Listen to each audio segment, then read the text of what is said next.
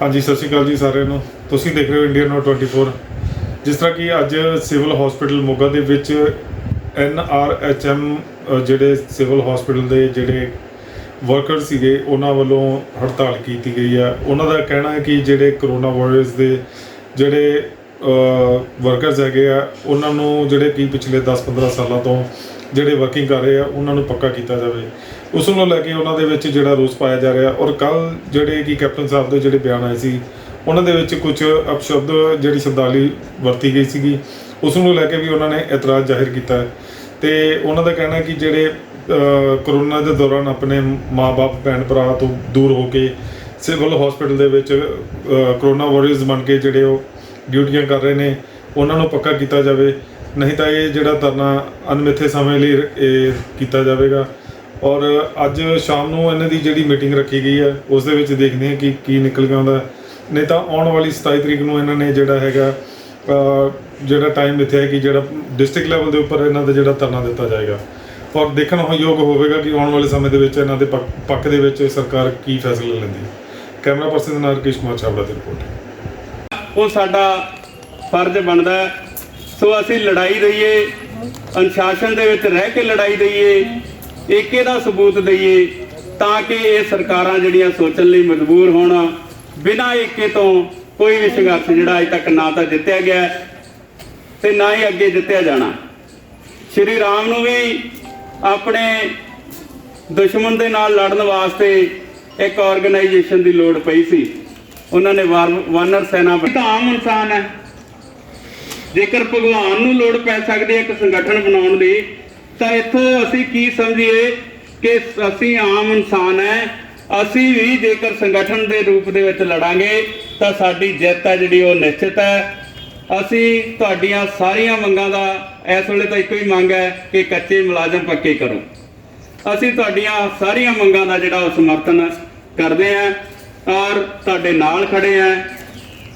ਤੁਹਾਨੂੰ ਵਧਾਈ ਦਿੰਦੇ ਹਾਂ ਕਿ ਤੁਸੀਂ ਮਜ਼ਬੂਤ ਹੋ ਕੇ ਏਕਤਾ ਦੇ ਇੱਕ ਸੂਤਰ ਦੇ ਵਿੱਚ ਬੰਨ੍ਹ ਕੇ ਅੱਜ ਦਰਿਆ ਦੇ ਵਿੱਚ ਬੈਠੇ ਹੋ। ਇਹ ਦਰਿਆ ਦੇ ਉੱਤੇ ਬੈਠਣ ਦਾ ਜਿਹੜਾ ਫੈਸਲਾ ਇਹੀ ਕਰਨਾ ਔਖਾ ਹੁੰਦਾ ਹੈ। ਜਦੋਂ ਆਪਾਂ ਬੈਠ ਜਾਈਏ ਉਹ ਬਹੁਤ ਤੁਹਾਨੂੰ ਵਧਾਈ ਹੈ ਇਸ ਗੱਲ ਦੀ ਕਿ ਚਾਹੇ ਤੁਸੀਂ ਦੇਰ ਨਾਲ ਹੀ ਸਹੀ ਪਰ ਦਰਿਆ ਤੇ ਆ ਕੇ ਬੈਠੇ ਹੋ। ਸ਼ੁਰੂ ਕਰਾਂਗੇ ਤਾਂ ਹੀ ਇਹ ਸਰਕਾਰ ਸਾਡੇ ਤੋਂ ਡਰੂਗੀ, ਕਿਉਂਕਿ ਨਹੀਂ ਤਾਂ ਇਹ ਸਮਝਦੇ ਆ ਕਿ ਅਸੀਂ ਆਪਣੀ ਨੀਤੀ ਦੇ ਵਿੱਚ ਕਾਮਯਾਬ ਆ। ਅਸੀਂ ਇਹਨਾਂ ਨੂੰ ਵੱਖ-ਵੱਖ ਵਰਗਾਂ ਦੇ ਵਿੱਚ ਵੰਡਤਾ। ਅਸੀਂ ਇੱਕ ਵਰਗ ਦੇ ਨਾਲ ਧੱਕਾ ਕਰਦੇ ਆ ਤਾਂ ਦੂਜਾ ਵਰਗ ਨਹੀਂ ਬੋਲਦਾ।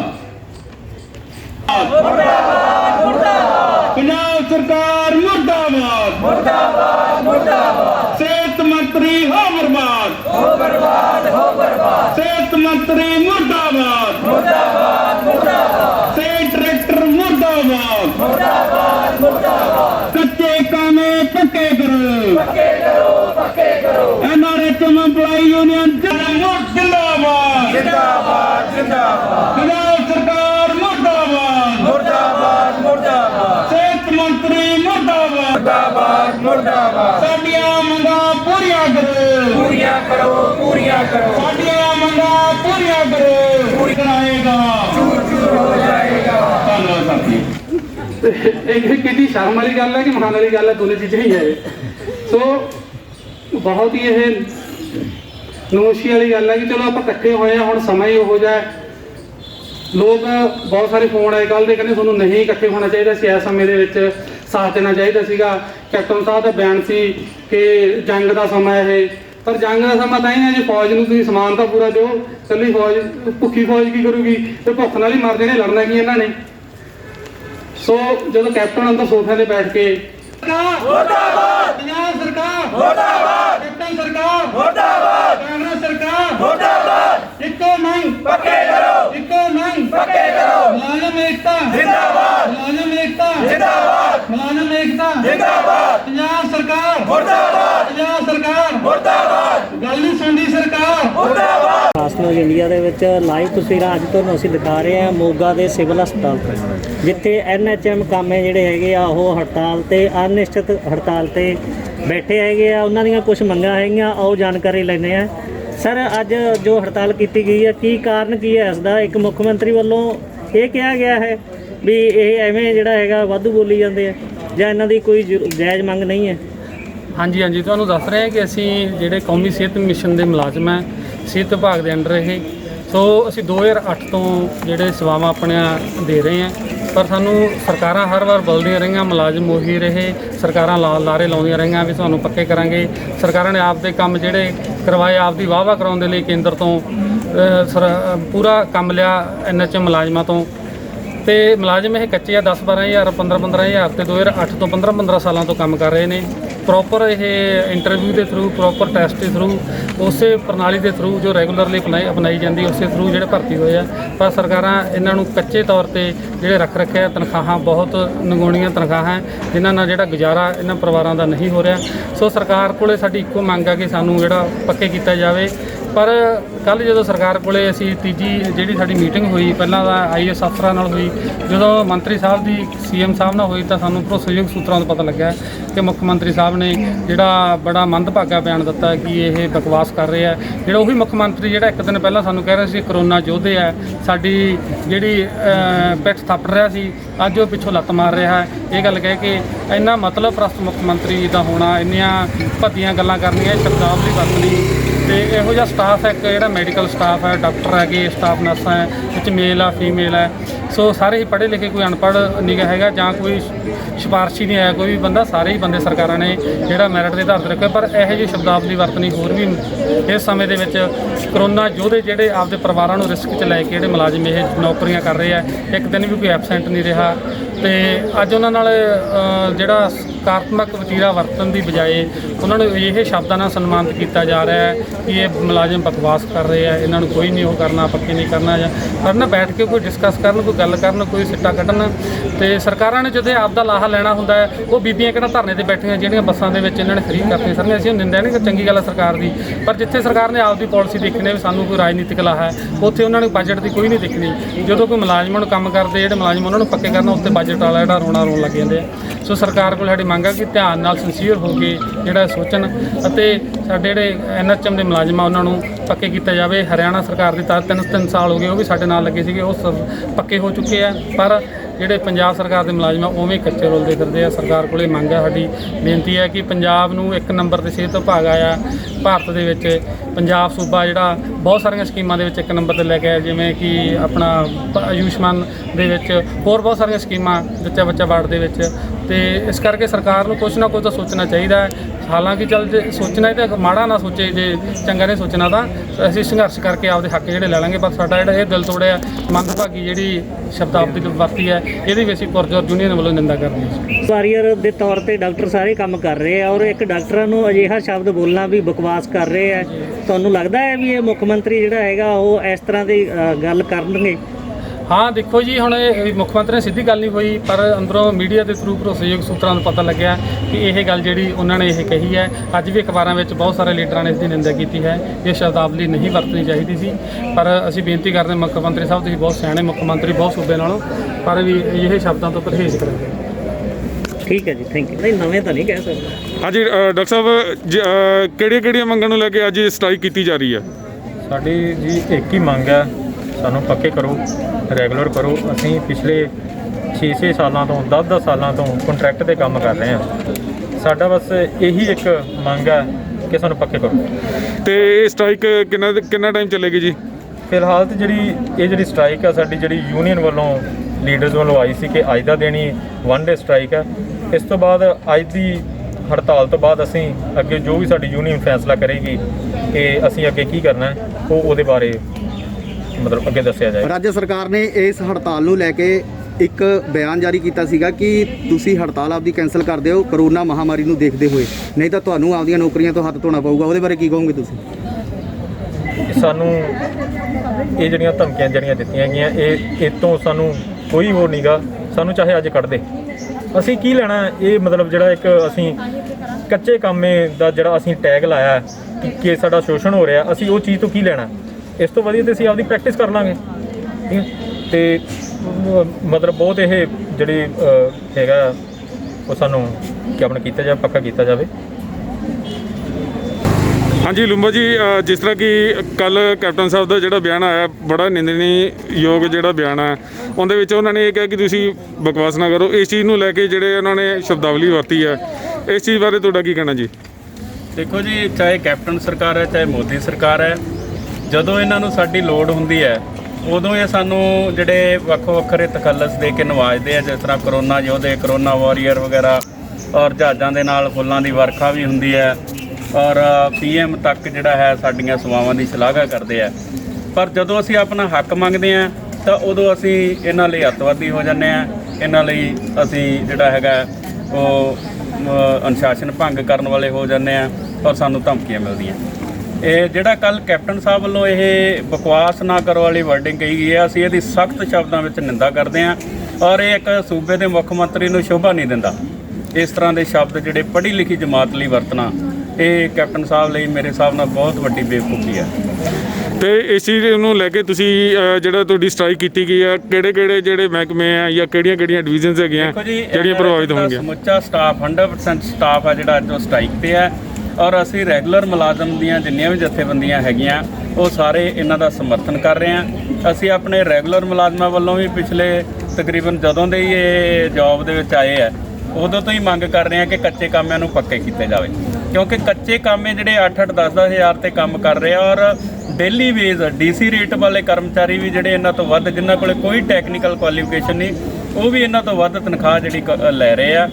ਤੇ ਇਹ ਜਿਹੜਾ ਸਰਕਾਰ ਲਈ ਇੱਕ ਮੈਂ ਕਹਿੰਦਾ ਵੀ ਬੜੀ ਸ਼ਰਮਿੰਦਗੀ ਵਾਲੀ ਗੱਲ ਹੈ ਕਿ ਜਿੱਥੋਂ ਦਾ ਇੱਕ ਪੜ੍ਹਿਆ ਲਿਖਿਆ ਵਰਗ ਜਿਨ੍ਹਾਂ ਦੇ ਆਪਣੀ ਪੜ੍ਹਾਈ ਤੇ ਕਰੋੜਾਂ ਰੁਪਏ ਲੱਖਾਂ ਰੁਪਏ ਖਰਚ ਕੀਤੇ ਆ, ਉਹ ਵੀ ਜਿਹੜਾ ਉਹਨਾਂ ਤੋਂ ਘੱਟ ਤਨਖਾਹ ਲੈ ਰਹੇ ਆ। ਇਹ ਬੜੀ ਸ਼ਰਮ ਵਾਲੀ ਗੱਲ ਹੈ। ਇਹ ਜਿਹੜੀ ਤੁਹਾਡੀ ਸਟ੍ਰਾਈਕ ਹੈ ਕਿੰਨੇ ਮਿੱਥੇ ਸਮੇਂ ਲਈ ਹੈਗੀ ਹੈ ਜੀ? ਦੇਖੋ ਜੀ, ਅੱਜ ਇਹਨਾਂ ਨੇ NRHM ਜਥੇਬੰਦੀ ਵੱਲੋਂ ਫੈਸਲਾ ਕੀਤਾ ਸੀ 1 ਡੇ ਸਟ੍ਰਾਈਕ ਦਾ, ਪਰ ਅੱਜ ਜਿਹੜੀਆਂ ਸਾਡੀਆਂ ਸਾਰੀਆਂ ਰੈਗੂਲਰ ਜਥੇਬੰਦੀਆਂ ਤੇ ਹੋਰ ਉਹ ਇੱਕ ਮੀਟਿੰਗ ਕਰ ਰਹੀਆਂ, ਔਰ ਇਹਦੇ ਸਬੰਧ ਦੇ ਵਿੱਚ ਅੱਜ ਇੱਕ ਪ੍ਰੋਗਰਾਮ ਚਾਕ ਆਊਟ ਹੋਏਗਾ ਸ਼ਾਮ ਤੱਕ, ਔਰ ਅਸੀਂ ਜਿਸ ਤਰ੍ਹਾਂ ਦਾ ਵੀ ਉਹ ਪ੍ਰੋਗਰਾਮ ਹੋਊਗਾ ਉਹਨੂੰ ਪੂਰੀ ਤਰ੍ਹਾਂ ਲਾਗੂ ਕਰਾਂਗੇ, ਔਰ ਇਹਨਾਂ ਕੱਚੇ ਕਾਮੇ ਜਿਹੜੇ NRHM ਦੇ ਜਿੰਨੇ ਵੀ EMPLOYEES ਹੈ ਅਸੀਂ ਉਹਨਾਂ ਦਾ ਪੂਰਾ ਸਹਿਯੋਗ ਦੇਵਾਂਗੇ। ਤੇ ਜੇ ਕਰੋਨਾ ਮਹਾਮਾਰੀ ਤੇ ਇਹ ਹੜਤਾਲ ਨੂੰ ਲੈ ਕੇ ਤੁਸੀਂ ਕਿਸ ਤਰ੍ਹਾਂ ਦੇਖਦੇ ਹੋ? ਦੇਖੋ ਜੀ, ਮਹਾਮਾਰੀ ਇਹਨਾਂ ਲੋਕਾਂ ਤੇ ਵੀ ਹੈ।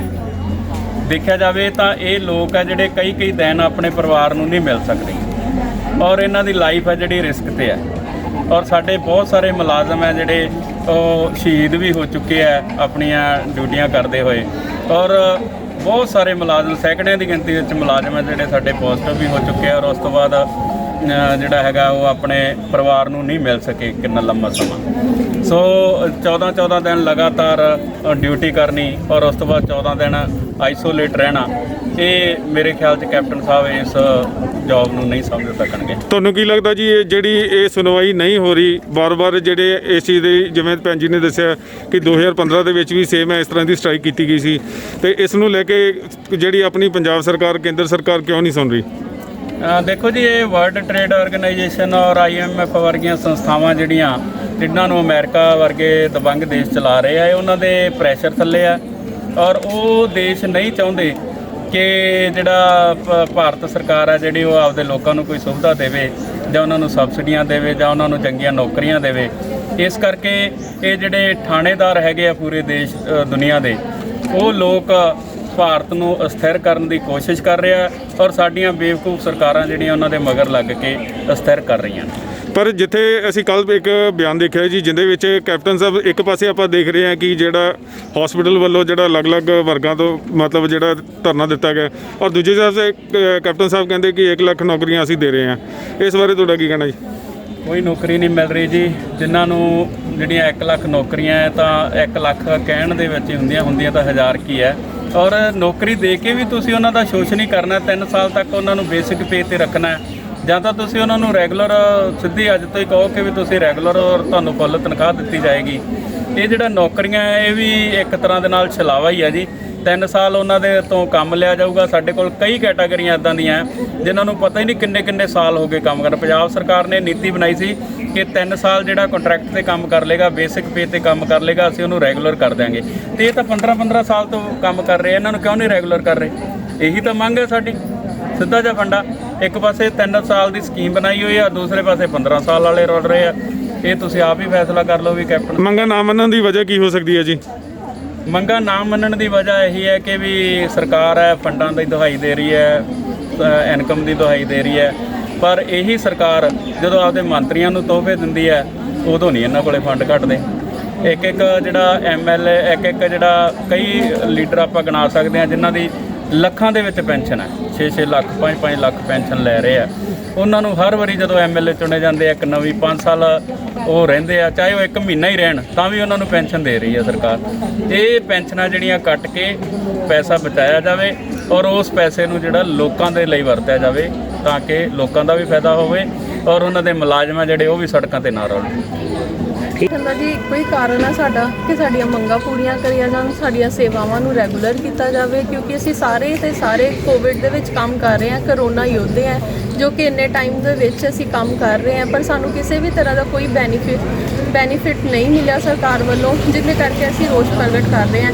ਸਾਨੂੰ ਇਹ ਵੀ ਪਤਾ ਕਿ ਅੱਜ ਅਸੀਂ ਜੋ ਕਰ ਰਹੇ ਹਾਂ ਉਹ ਇਸ ਟਾਈਮ ਤੇ ਸਰਕਾਰ ਬਾਕੀ ਲੋਕਾਂ ਨੂੰ, public health being uh health officer, ਸਭ ਨੂੰ ਸਾਡੀ ਜ਼ਰੂਰਤ ਹੈ, ਪਰ ਅਸੀਂ ਵੀ ਮਜਬੂਰ ਹੋ ਕੇ ਅੱਜ ਇਹ ਕਦਮ ਚੱਕਿਆ ਹੈ ਕਿਉਂਕਿ ਸਰਕਾਰ ਸਾਡੀਆਂ ਗੱਲਾਂ ਨਹੀਂ ਸੁਣ ਰਹੀ। ਕੱਲ੍ਹ ਦੀ ਮੀਟਿੰਗ 'ਚ ਔਰ ਸਭ ਨੂੰ ਇੰਟੀਮੇਸ਼ਨ ਪਹਿਲੇ ਤੋਂ ਦੇ ਦਿੱਤੀ ਗਈ ਸੀ ਕਿ 27 ਤਰੀਕ ਨੂੰ ਅਸੀਂ ਧਰਨੇ ਤੇ ਬੈਠਣਾ ਹੈ। ਜੇ ਸਰਕਾਰ ਵੀ ਪਬਲਿਕ ਹੈਲਥ ਬਾਰੇ ਸੋਚਦੀ ਤੇ ਉਹ 26 ਤਰੀਕ ਨੂੰ ਜਦੋਂ ਸਾਰੀ ਮੀਟਿੰਗ ਹੋਈ ਹੈ ਉਸ ਟਾਈਮ ਤੇ ਉਹ ਕੁਛ ਨਾ ਕੁਛ ਜ਼ਰੂਰ ਕਰਦੀ, ਪਰ ਉਹਨਾਂ ਨੇ ਕੁਛ ਵੀ ਨਹੀਂ ਕੀਤਾ, ਜਿੰਦੇ ਕਰਕੇ ਕਿ ਸਾਨੂੰ ਧਰਨੇ ਤੇ ਮੰਗਾਂ ਕਿਹੜੀਆਂ ਜਿਹੜੀਆਂ ਤੁਸੀਂ ਜਿਸ ਨੂੰ ਮੰਗਾਂ ਪੱਕਾ ਕੀਤਾ ਜਾਵੇ ਸਾਨੂੰ, ਨਹੀਂ ਤਾਂ ਹਰਿਆਣਾ ਬਾਇਲੋ ਤਾਂ ਐਟਲੀਸਟ ਅਪਲਾਈ ਹੋਵੇ ਨਾ।